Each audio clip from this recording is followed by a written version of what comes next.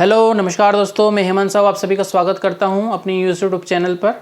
आज जो हमारे चर्चा का विषय है वो है प्लांट एंड ग्रोथ डेवलपमेंट से वर्नलाइजेशन एंड फोटोपीरियोडिज्म। ठीक है, फोटोपीरियोडिज्म कहने का मतलब है दीप्तिकलिता और वर्नलाइजेशन कहने का मतलब है वसंतीकरण। देखिए, किसी भी प्लांट में उसकी जो रिप्रोडक्शन सिस्टम है वह फ्लावरिंग का बहुत बड़ा महत्व है। ठीक, क्योंकि फ्लावर ही होगा, फ्लावर बनेगा तभी क्या बनेगा, सीड बनेगा, फल बनेगा। तो आज जो हमको समझना है कि कैसे जो होता है फ्लावरिंग, वो उस पर क्या फैक्टर काम कर रहा है, वो किस चीज़ से प्रभावित हो रहा है, वही इस फोटोपीरियोडिज्म और वर्नलाइजेशन प्रोसेस में हमको समझना है।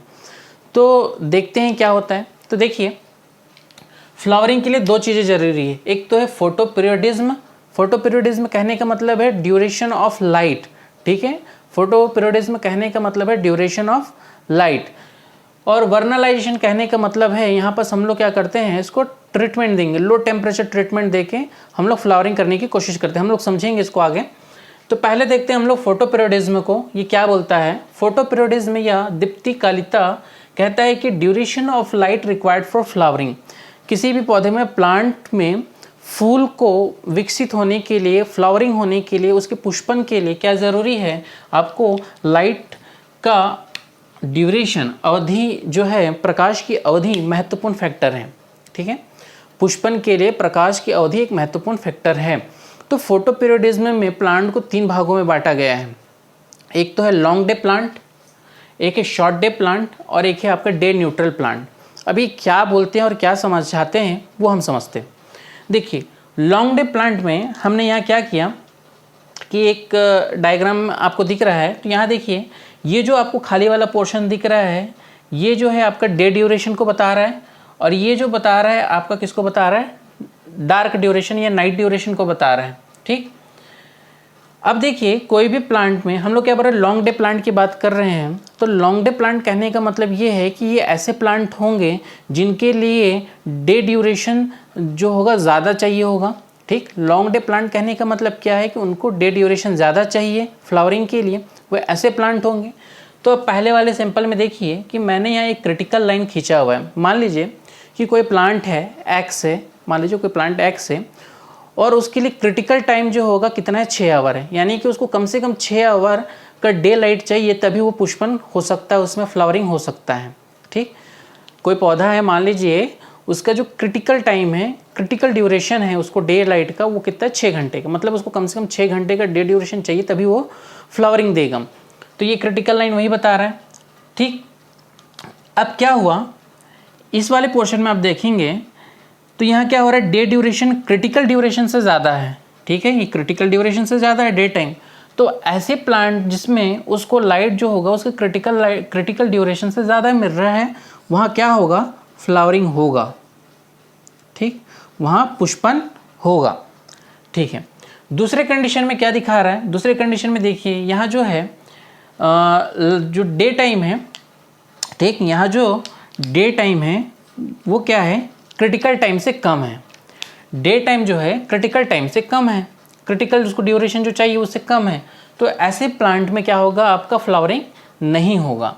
ठीक है, तीसरा क्या बोलता है, तीसरा देखिए यहाँ क्या है, डे टाइम है फिर नाइट है, उसके बीच में हम लोग क्या किए हैं, ये जो नाइट वाला आवरण था, ठीक है, डार्क वाला पोर्शन था, उसमें हम लोग क्या किए, एक लाइट का फ्लैश दे दिए। ठीक है, इस डे नाइट वाले टाइम पे हमने क्या किया, एक लाइट का फ्लैश दे दिया। तो एक्सपेरिमेंट से पाया गया है कि अगर कभी ऐसा हुआ कि कहाँ, जहाँ पास अंधकार का लंबा हो, अंधकार का ड्यूरेशन ज़्यादा हो, वहाँ पास अगर आप लाइट का एक फ्लैश भी दे देंगे तो वो भी क्या करेगा, पौधों में पुष्पन को प्रेरित करेगा। वो भी क्या करेगा, पौधों में पुष्पन को प्रेरित करेगा। यही यहाँ लिखा है, देखिए, निश्चित क्रांति काल से अधिक का दिन मिलने पर पुष्पन होगा। ठीक है, तो ये जो क्रांतिक काल से अधिक का ड्यूरेशन उसको मिल रहा है लॉन्ग डे प्लांट में, तो पुष्पन हो जाएगा। नहीं मिलेगा तो नहीं होगा। मान लीजिए अंधकार काल ज़्यादा है, वहाँ कोई आप लाइट का फ्लैश दे दिए तो भी पुष्पन को प्रेरित हो जाएगा। किसकी बात कर रहा हूँ मैं, लॉन्ग डे प्लांट की। ठीक है, तो लंबे अंधकार काल में प्रकाश का, देखिए यही लिखा है, लंबे अंधकार काल में प्रकाश का एक फ्लैश भी पुष्पन को प्रेरित करता है। इसको हम लोग क्या बोलते हैं, नाइट ब्रेक बोलते हैं। जब हम लोग क्या करते हैं, लंबे अंधकार काल में एक लाइट का फ्लैश दे देते हैं, उसको हम लोग नाइट ब्रेक बोलते हैं। ठीक है। लॉन्ग डे प्लांट का एग्जाम्पल याद रखिए, सबसे ज़्यादा इंपॉर्टेंट है कि इनका एग्जाम्पल स्पिनेच, गेहूँ, ठीक है, जौ, जई, चुकंदर, जितने भी लगभग रबी फसलें जो होती हैं वो इसके अंतर्गत आएगी।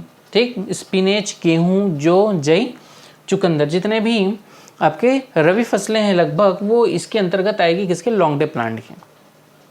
दूसरा है आपका शॉर्ट डे प्लांट, जिसको हम लोग बोलते हैं long night plant. Short day plant मतलब ऐसे प्लांट को डे ड्यूरेशन कम चाहिए, इनको अंधकार ज़्यादा चाहिए, अंधकार का ड्यूरेशन ज़्यादा चाहिए। ठीक है, ऐसे प्लांट को डे ड्यूरेशन कम चाहिए। ठीक, तो ऐसे प्लांट में जो होगा, आप देखेंगे कि मान लीजिए ऐसे प्लांट को हम लोग क्या दे रहे हैं, डे ड्यूरेशन क्रिटिकल ड्यूरेशन से ज़्यादा दे रहे हैं। ठीक है, हम लोग क्या कर रहे हैं, ऐसे प्लांट को क्रिटिकल जो लाइन है, ठीक है, 12 घंटा, मान लीजिए 6 घंटा, 12 घंटा, जो भी आपको मानना है, कोई प्लांट में 12 घंटे का क्रिटिकल टाइम है, तो हम उस टाइम से उसको ज़्यादा दे रहे हैं। ठीक, लाइट ज़्यादा दे दिए, लाइट ज़्यादा दे दी तो ऐसे प्लांट में फ्लावरिंग नहीं होगा। क्यों? ये कैसे प्लांट है? शॉर्ट डे प्लांट, इनको शॉर्ट ड्यूरेशन चाहिए लाइट का। ठीक, अंधकार ज़्यादा चाहिए, और इनको अगर हम लोग क्रिटिकल लाइन से ज़्यादा अंधकार दे दिए तो ऐसे प्लांट में क्या हो जाएगा? फ्लावरिंग होगा।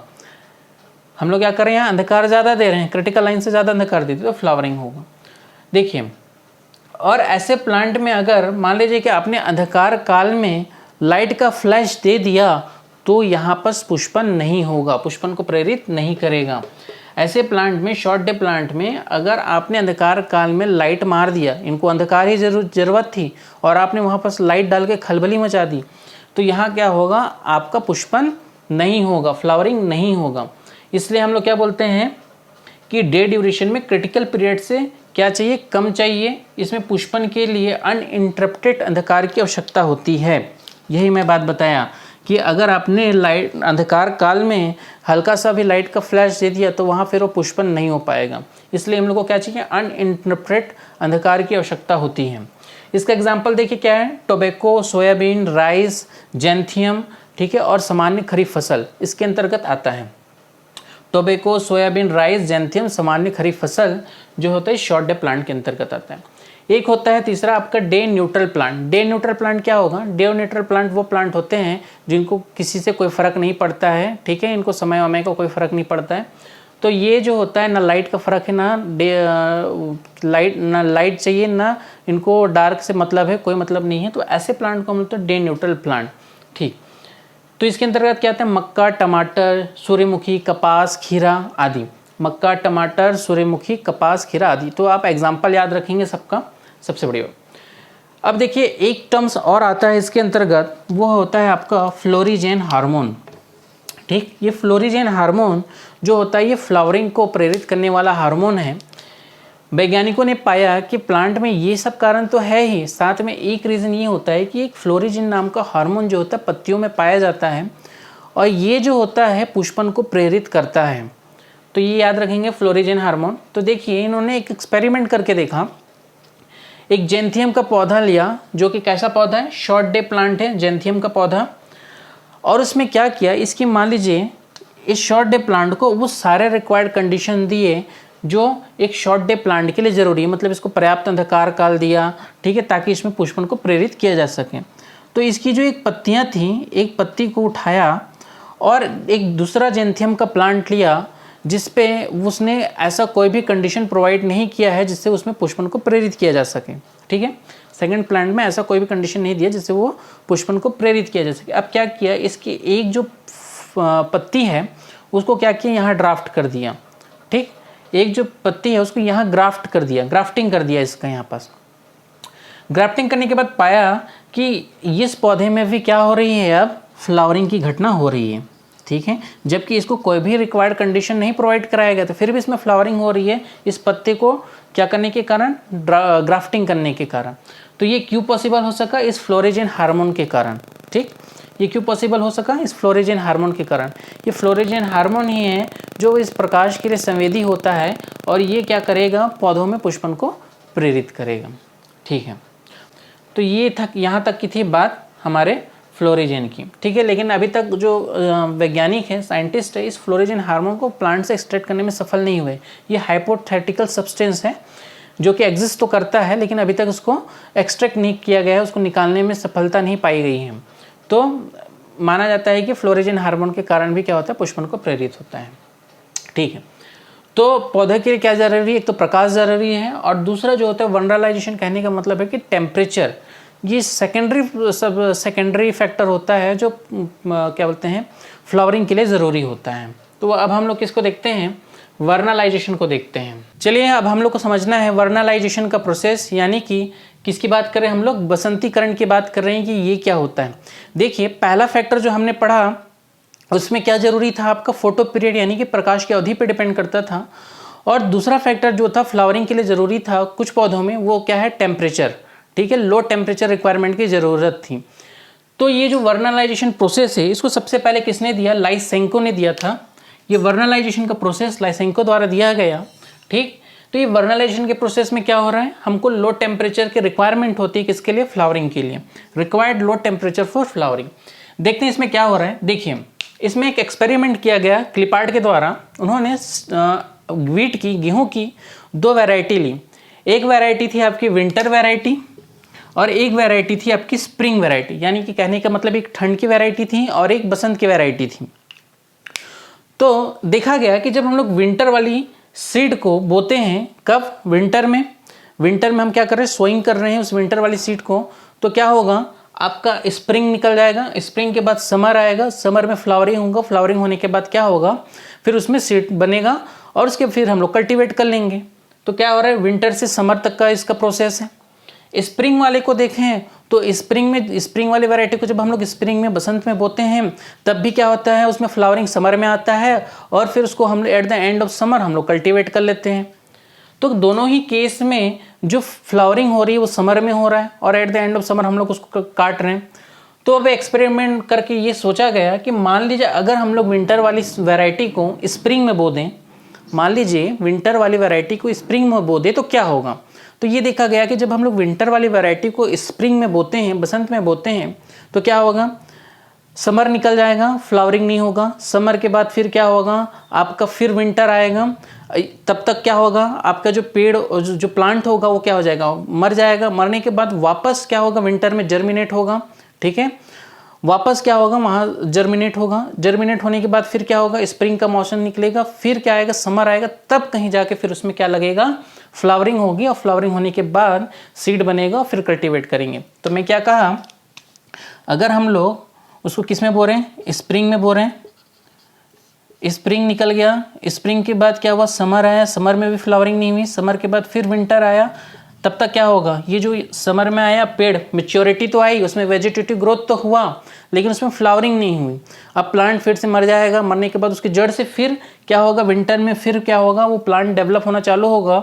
विंटर के बाद फिर स्प्रिंग आएगा, स्प्रिंग के बाद जब अब नेक्स्ट समर आएगा तब प्लांट क्या होगा, उसमें क्या होगी, फ्लावरिंग आएगी और फिर सीडिंग होगा। तो मतलब ये कैसा हो रहा है, बायएनियल हो गया, द्विवर्षीय पौधा हो गया। ठीक है, उसके पहले सीजन में नहीं हुआ, दूसरे सीजन में जाके उसमें फ्लावरिंग हो रहा है और सीडिंग हो रहा है। तो ये लंबा प्रोसेस हो गया। तो फिर उन्होंने क्या किया, एक्सपेरिमेंट किया। मान लीजिए कि हमने क्या किया कि जो विंटर वाली सीड थी, ठीक है, अब उसको हमको स्प्रिंग में बोना है, तो हमने क्या किया, उसको लो टेम्परेचर ट्रीटमेंट दिया। हमने क्या दिया उसको, लो टेम्परेचर ट्रीटमेंट। ठीक, लो टेम्परेचर ट्रीटमेंट में हम लोग क्या कर रहे हैं, पहले पानी सोखे हुए बीज को 2 से 5 डिग्री सेंटीग्रेड पर 2 से 3 सप्ताह के लिए रखते हैं, भंडारित करते हैं। उसके बाद फिर क्या करते हैं, उसको स्प्रिंग में बो देंगे। ठीक, क्या कर रहे हैं, पानी सोखे हुए बीज को 2 से 5 डिग्री सेंटीग्रेड में भंडारित करके रखते हैं। उसके बाद क्या करेंगे, उस सीड को फिर स्प्रिंग में बो देंगे। तो क्या हुआ, ये पाया गया कि जब हम लोग ऐसा लो टेम्परेचर ट्रीटमेंट करके सीड को बोते हैं स्प्रिंग में, कौन सी सीड को, वही विंटर वैरायटी वाली सीड को, जो पहले क्या हो रही है, पूरा एक सीजन निकलने के बाद दूसरे सीजन में क्या हो रहा है, उसमें फ्लावरिंग हो रहा था। अब क्या हो रहा है, तुरंत स्प्रिंग के बाद क्या हो रहा है, समर में ही उसमें क्या हो रहा है, फ्लावरिंग हो रहा है और फिर क्या हो रहा है, सीड निर्माण हो रहा है। तो ये पाया गया कि अगर जो होता है ये लो टेम्परेचर ट्रीटमेंट के कारण जो होता है, लो टेम्परेचर ट्रीटमेंट देने से फ्लावरिंग का जो प्रोसेस होता है वो क्या होता है, इनिशियलाइज होता है, बढ़ता है। तो यहाँ पास वही लिखा गया है, देखिए कि चिलिंग ट्रीटमेंट द्वारा फूल खिलने की योग्यता को तेज करना ही क्या है, आपका वर्नलाइजेशन है। तो यहाँ पास यही हो रहा है, हमने उसको ट्रीटमेंट दिया तो उसमें जो फूल खिलने की योग्यता है वो तेज हो गई। तो अब क्या हो रहा है, डायरेक्ट जो विंटर वाली वैरायटी है उसको हम लोगों ने ट्रीटमेंट देके समर में बोया, तो स्प्रिंग में बोया तो समर में हमारा क्या हो गया, उसमें फ्लावरिंग हो गई। तो यही था आपका वर्नलाइजेशन प्रोसेस। ठीक है, इसको रशियन भाषा में यारोवाइजेशन भी कहते हैं। ठीक, देखिए वैज्ञानिकों ने यह भी पाया कि इसमें एक वर्लिन नाम का हार्मोन भी होता है जो इस फ्लावरिंग के प्रोसेस को तेज करता है। ठीक, वैज्ञानिकों ने क्या पाया कि इसमें एक वर्लिन नाम का हार्मोन होता है प्लांट में, जिसके कारण क्या होता है, यहाँ जो फ्लावरिंग का जो प्रोसेस है, फ्लावरिंग निर्माण होने का जो प्रोसेस है वो तेज होता है। ठीक, यह वर्लिनिन कैसा है, हाइपोथेटिकल सब्सटेंस है। कहने का मतलब ये है कि अभी तक इस सब्सटेंस को वैज्ञानिकों ने निकालने में सफलता प्राप्त नहीं की है, लेकिन ये एग्जिस्ट करता है। ठीक, तो ये जो वर्लिनिन है कहाँ पाएगा, ये वर्लिनिन जो होता है आपको मेरिस्टेमेटिक टिश्यूज में आपको देखने को मिलेंगे।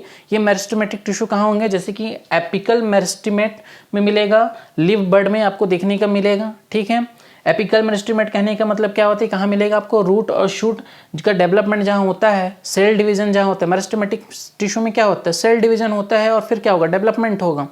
तो वैसे सेलों में क्या होगा, आपको वर्नलिन देखने को मिलता है। तो ये जो प्रोसेस था यही आपका क्या था, वर्नलाइजेशन था। देखिए कोल्ड ट्रीटमेंट को हम लोग क्या बोलते हैं, क्वालिटेटिव प्रोसेस बोलते हैं। ठीक है, लेकिन यह क्वांटिटेटिव नहीं है, क्वांटिटेटिव और एब्सोल्यूट नहीं है। क्वालिटेटिव कहने का मतलब ये है कि कोल्ड ट्रीटमेंट देने के कारण फ्लावरिंग का जो प्रोसेस है वो तेज तो हुआ, लेकिन ऐसा ज़रूरी नहीं है कि हर बार कि केवल वो क्या है आपका चिलिंग ट्रीटमेंट पे ही डिपेंड करता है। तो क्वालिटेटिव कहने का मतलब ये है कि कोल्ड ट्रीटमेंट के कारण फ्लावरिंग का प्रोसेस हुआ, लेकिन क्वांटिटेटिव है कि ये एब्सोल्यूट नहीं है, हमेशा ऐसा नहीं है कि वो केवल उसी फैक्टर पर डिपेंड करता है। तो ये पूरा रहा आपका वर्नलाइजेशन प्रोसेस।